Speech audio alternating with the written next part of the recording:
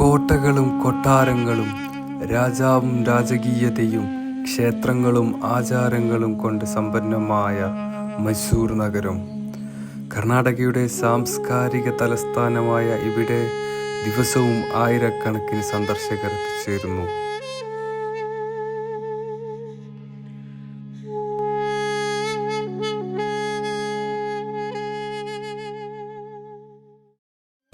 അഞ്ചു നൂറ്റാണ്ടുകാലം വടയാർ രാജവംശത്തിൻ്റെ പ്രതാപത്തിൽ തിളങ്ങിയ മൈസൂർ.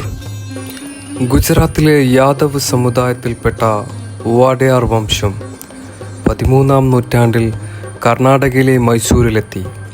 1399 യദുരായയും കൃഷ്ണരായയും ചേർന്ന് മൈസൂർ രാജ്യം സ്ഥാപിച്ചു. അവിടെ നിന്ന് തുടങ്ങിയതാണ് 6 നൂറ്റാണ്ടുകളോളം നീണ്ട ഭരണം. 1399 മുതൽ 947 വരെ ഇന്ത്യക്ക് സ്വാതന്ത്ര്യം ലഭിക്കുന്നത് വരെ ഏകദേശം 550 വർഷം വടയാർ രാജവംശം മൈസൂർ ഭരിച്ചു. ഈ കാലയളവിൽ മൈസൂർ കലയുടെയും സംസ്കാരത്തിൻ്റെയും യോഗയുടെയും കൊട്ടാര നിർമ്മാണത്തിൻ്റെയും കേന്ദ്രമായി മാറി. ടിപ്പു സുൽത്താൻ്റെ അസ്യകാല ഭരണമൊഴിച്ചാൽ വാഡയാർമാർ മൈസൂരിന് രാജകീയ പ്രതാപം നൽകി. പ്രത്യേകിച്ച് 1799 ടിപ്പുവിൻ്റെ മരണശേഷം 4-ാം വാഡയാർ രാജകൃഷ്ണരാജ ഒഡയാർ മുതൽ മൈസൂർ ഇന്ത്യയിലെ ഏറ്റവും പുരോഗമിച്ച നാടുകളിലൊന്നായി. 1912 നിർമ്മിച്ച അംബെ വിലാസ് കൊട്ടാരം, ദസറ ഉത്സവം, ചന്ദൻ, പട്ട്, സുഗന്ധവ്യഞ്ജനങ്ങളുടെ വ്യാപാരം ഇതെല്ലാം വാഡയാർ ഭരണത്തിൻ്റെ അടയാളങ്ങളാണ്. രാവിലെ മുതൽ സന്ദർശകരുടെ വലിയ തിരക്കാണ് കൊട്ടാരത്തിൻ്റെ പ്രധാന കവാടത്തിന് മുന്നിലായി കാണാൻ കഴിയുന്നത്. 150 രൂപയാണ് ഇവിടെ ടിക്കറ്റ് നിരക്ക്. അങ്ങനെ നീണ്ട ക്യൂവിൽ നിന്ന് ടിക്കറ്റ് എടുത്ത് ചെക്കിങ് കഴിഞ്ഞ് നമുക്ക് അകത്തേക്ക് പ്രവേശിക്കാം. അങ്ങനെ അകത്തേക്ക് പ്രവേശിച്ച ഉടനെ മൈസൂർ കൊട്ടാരത്തിൻ്റെ സമുച്ചയത്തിൽ സ്ഥിതി ചെയ്യുന്ന ശ്വേതവരാഹസ്വാമി ക്ഷേത്രം 16-ാം നൂറ്റാണ്ടിൽ വാഡയാർ രാജാക്കന്മാർ നിർമ്മിച്ചതാണ്. വെള്ള നിറമുള്ള വരാഹ രൂപത്തിലുള്ള വിഷ്ണു അവതാരമാണ് ഇവിടുത്തെ പ്രതിഷ്ഠ.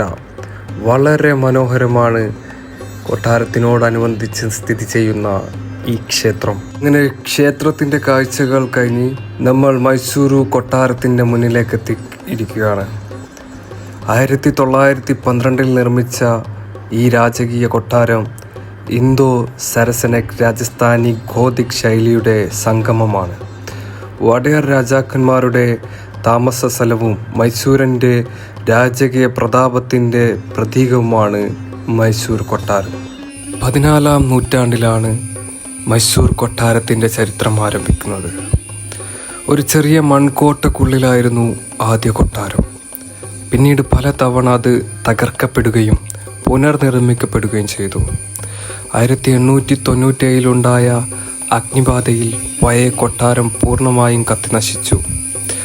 അതിനുശേഷം ഇന്ന് കാണുന്ന രാജകീയ കൊട്ടാരം 1912 മഹാരാജ കൃഷ്ണരാജ ഒഡയാർ 4-ാമൻ്റെയും അമ്മ മഹാറാണി വാണി വിലാസ് സന്നിധാനത്തിൻ്റെയും നേതൃത്വത്തിൽ ബ്രിട്ടീഷ് ആർക്കിടെക്ട് ഹെൻറി ഐവറിൻ്റെ മേൽനോട്ടത്തിൽ കൊട്ടാരം പുനർനിർമ്മിച്ചു ഇന്ന് കാണുന്ന മൈസൂർ കൊട്ടാരത്തിൻ്റെ രൂപത്തിലാക്കി.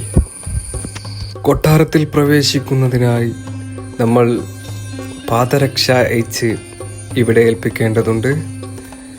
ഇവിടെ നിന്ന് ഒരു ബാഗ് ലഭിക്കും. ആ ബാഗിൽ പാദരക്ഷകൾ വെച്ച് ഇവിടെ സൂക്ഷിക്കാം. ഇത് സൗജന്യമായി ലഭിക്കും. നമ്മൾ പാദരക്ഷകൾ ഇവിടെ ഏൽപ്പിച്ചതിന് ശേഷം നമ്മൾ കൊട്ടാരത്തിലേക്ക് പ്രവേശിക്കുകയാണ്. ഇതാണ് കൊട്ടാരത്തിലേക്കുള്ള എൻട്രൻസ്. രാവിലെ സന്ദർശകരുടെ വലിയ തിരക്കുണ്ട്. ഇടതുപക്ഷത്ത് കാണുന്നത് കല്യാണ മണ്ഡപങ്ങളാണ്. ഇവിടുത്തെ രാജകുടുംബങ്ങൾ ഇന്നും കല്യാണ ചടങ്ങുകൾ ഇവിടെ വെച്ച് നടത്തപ്പെടുന്നു. അങ്ങനെ അകത്തേക്ക് പ്രവേശിക്കുമ്പോൾ ധാരാളം പുരാവസ്തുക്കൾ, ഓർമ്മകൾ, ചരിത്ര വസ്തുക്കൾ ഇവിടെ കാണാം. അത്തരത്തിലുള്ളൊരു വിഗ്രഹമാണിത്.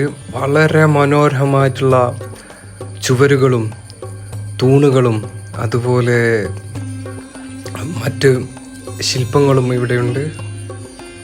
ഫർണിച്ചറുകൾ ഈ കൊട്ടാരത്തിൻ്റെ അതിമനോഹരമായൊരു 3D പ്രിൻ്റ് ഇവിടെ കാണാൻ കഴിയും. അങ്ങനെ കൊട്ടാരത്തിലെ പല വസ്തുക്കളും കണ്ട് നടന്നു നീങ്ങുമ്പോൾ കൊട്ടാരത്തിൻ്റെ ചുവരുകളിലായി 2 ഭാഗത്ത് നമുക്ക് 2 ആനയുടെ രൂപങ്ങൾ കാണാം. ഇതൊരു ശില്പമോ പ്രതിമയോ ബിംബമോ അല്ല. ഇതിൻ്റെ പിന്നിലൊരു ചരിത്രമുണ്ട്. 950കളിൽ അന്നത്തെ ജനവാസ മേഖലയെ വലിയ പ്രതിസന്ധിയിലാക്കിയ ഒറിജിനൽ കാട്ടാനകളാണിത്.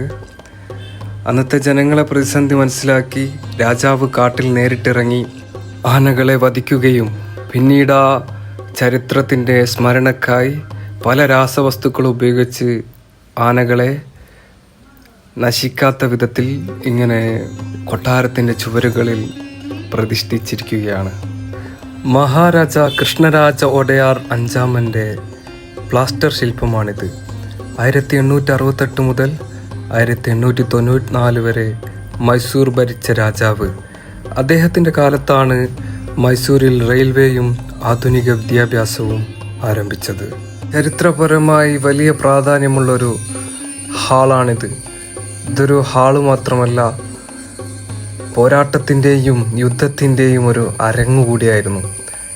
രാജാക്കന്മാരുടെ കാലത്ത് വിരുന്നുകൾക്കിടയിൽ ഇവിടെ വെച്ച് കരുത്തന്മാർ തമ്മിൽ ഏറ്റുമുട്ടുമായിരുന്നു. ഒരാളുടെ മരണമായിരുന്നു മറ്റൊരാളുടെ വിജയം. അതാണ് ഈ കൊട്ടാരത്തിലെ പോരാട്ടത്തിൻ്റെ പ്രത്യേകത. അങ്ങനെ ധാരാളം വീരന്മാർ വിജയിച്ചതും വീരുമൃദു മരിച്ചതുമായിട്ടുള്ള ചരിത്രങ്ങൾ ഇവിടെ ഇന്നും നിലനിൽക്കുന്നു.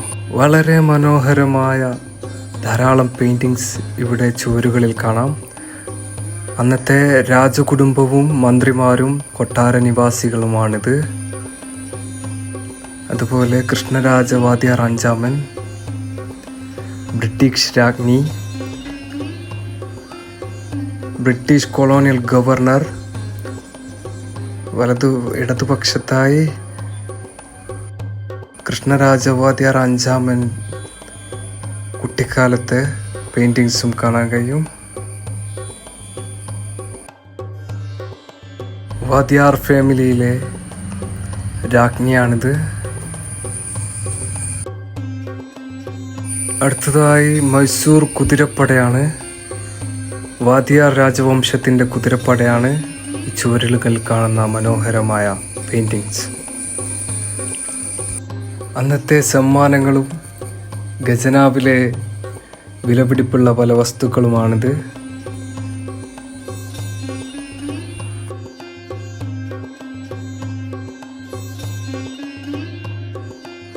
കൊട്ടാരത്തിലെ പബ്ലിക് ദർബാറാണിത്. ഇവിടെ വെച്ചാണ് പൊതുകാര്യങ്ങൾ ചർച്ച ചെയ്യുന്നതും കൂടിയാലോചിക്കുന്നതും. ഇതുപോലൊരു പ്രൈവറ്റ് ദർബാർ കൂടി ഈ കൊട്ടാരത്തിനകത്തുണ്ട്. മൈസൂർ സൈന്യം നഗരത്തിലെ പ്രധാനമായ ക്രിസ്ത്യൻ ചർച്ചിന് മുമ്പിലായി നിൽക്കുന്ന മനോഹരമായൊരു പെയിൻറ്റിങ്സാണിത്. ഇതാണ് കൊട്ടാരത്തിനകത്തെ പ്രൈവറ്റ് ദർബാർ. ഇവിടെ വെച്ചാണ് രഹസ്യ കൂടിയാലോചനകളും രഹസ്യ തീരുമാനങ്ങൾ എടുക്കുന്ന രാജകുടുംബങ്ങൾ ഒത്തുചേരുന്നത്. വളരെ മനോഹരമാണ് ഈ രഹസ്യ ദർബാർ. ഇതോടെ കൊട്ടാരത്തിലെ കാഴ്ചകൾ ഇവിടെ അവസാനിക്കുന്നു.